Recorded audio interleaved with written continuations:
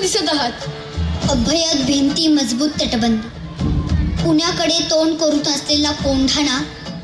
जर आपल्याकडे असेल तर ताकद, पण शत्रूकडे आहे तर आपल्यासाठी सगळ्यात मोठं संकट.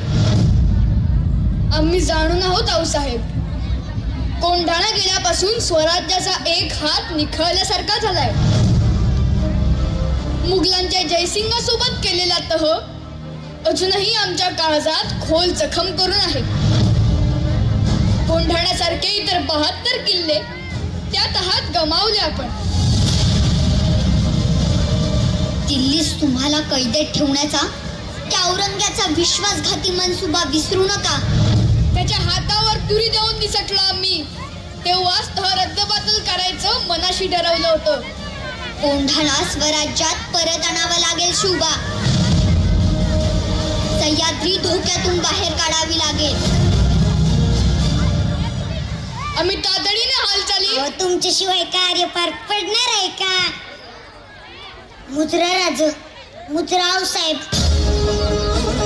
अरे तान्हा, ही मिठाई कसली? राज, रायबाचं लग्न जमलंय, त्याचं चावतन द्यायला आलो होतो.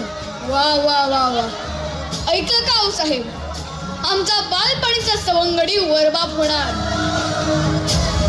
सह्याद्रीच्या धबधब्याला लाज वाटावी असा उत्साह ओसंडून वाहतोय. मग वरबाप कुठवर आली तयारी?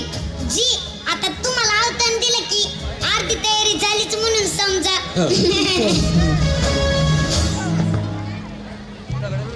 राज, काही अडचण आहे का? अडचण? छे छे, कसली अडचण? राज, तुम्हाला आज नाही ओळखत हा तानाजी. काय झालंय? तानाजी, बोलू आपण.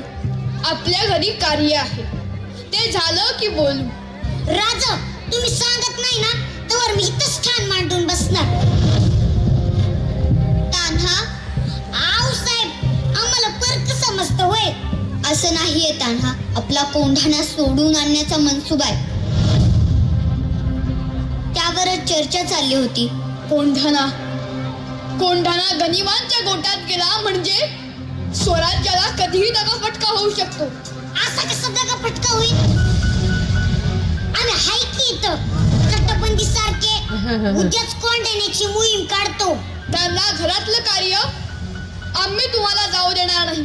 राज, हे बी तर आपल्याच घरातलं कार्य आहे. आधी लगीन कोंढाण्याचं आणि मगच माझ्या रायबाचं. वा वा वा.